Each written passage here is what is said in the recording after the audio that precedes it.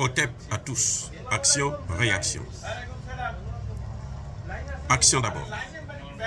Il y a eu, il y a quelques mois, l'assassinat par un attentat terroriste de la fille d'un des proches de Vladimir Poutine. Deuxièmement, tout récemment, il y a eu, il y a quelques semaines, le sabotage de Nord Stream 1 et 2 qui appartenaient à la Russie. Troisièmement, il y a eu l'attentat sur le pont qui reliait la Russie continentale et la Crimée. Un avion bourré d'explosifs a explosé et il fallait maintenant qu'il y ait une réaction. Quelle est la réaction? Vladimir Poutine a frappé. Il a frappé simultanément 35 villes ukrainiennes. Aïe! On pensait, on nous a dit, les médias occidentaux, notamment français, LCI, France 24 et autres, RFI, tout ça, nous ont dit que Poutine est à bout. Il n'arrive plus. Et nous, on se disait, donc on va vers la fin de la guerre. Et voilà que Poutine lui-même siffle la fin de la récréation en déclarant que chaque fois qu'il y aura encore des actes d'attentat, il frappera aussi sévèrement que possible. Et là, c'est 35 villes irakiennes qui ont été simultanément frappées. 83 missiles de croisière. Incroyable. Du jamais vu dans l'histoire de la guerre. C'est étonnant. Jusqu'où va aller cette guerre? Les Africains ont mieux fait. Et je persiste encore et je signe, vous devrez rester dans la même position, celle de la neutralité.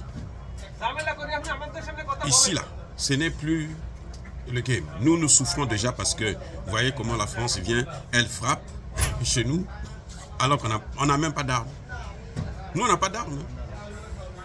Les terroristes qui attaquent chez nous, ce sont des gens qui sont armés par les mêmes qui viennent, qui viennent prétendre être les pompiers. On a vu, vous vous souvenez de l'attaque de l'armée française à Bounti, où des pauvres villageois sont en train de célébrer leur mariage, et bien on en profite, on vient bombarder, comme s'ils étaient en guerre, alors qu'ils n'étaient pas en guerre, ils n'ont jamais été en guerre, ni contre le Mali, ni contre les terroristes. Puisque les terroristes, visiblement, ce sont eux qui les ont amenés depuis la Libye, ce sont eux qui ont détruit la Libye et qui nous ont amenés dans cette affaire. Et nous, ce que nous demandons, c'est qu'ils aillent faire la guerre là où il y a des gens qui peuvent faire la guerre contre eux. Nous ne sommes pas là pour ça, nous ne voulons pas de ça, nous sommes des gens pacifiques, nous sommes des hommes de paix.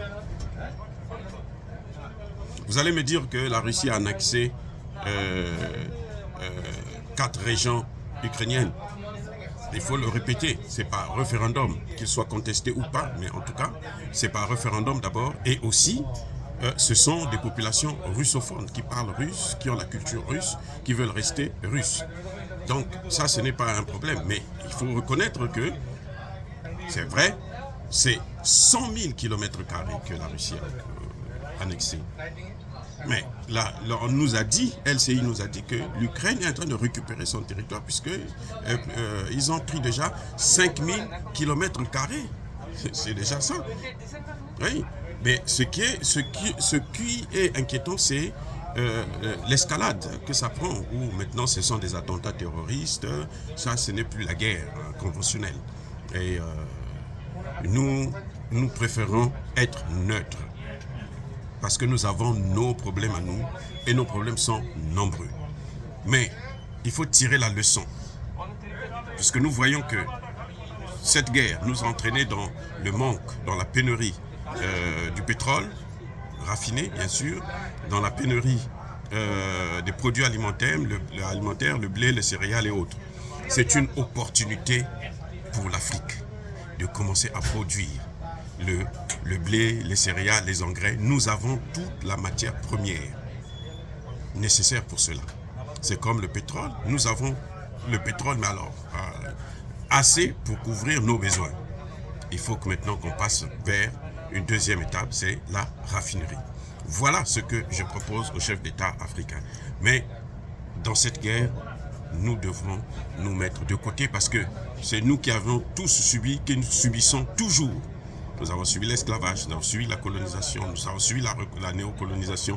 Nous subissons maintenant la recolonisation, l'envahissement avec les bases militaires tous azimuts qui poussent comme des champignons, des bases militaires étrangères bien sûr, que nous ne voulons pas. Et tant pis pour les populations, on les tue.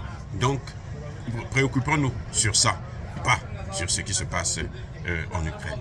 Les Européens ont toujours voulu la guerre, ont toujours cherché la guerre. C'est pour ça que Dieu leur envoie la guerre sur leur propre territoire. Nous ne voulons pas la guerre. Nous n'aimons pas la guerre.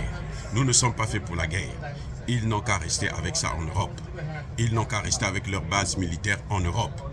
Qu'ils nous laissent tranquilles. Nous allons nous battre nous-mêmes contre ces terroristes et pour régler nos problèmes primaires, qui sont l'alimentation, le logement et autres. Abou, Abia, j'ai dit.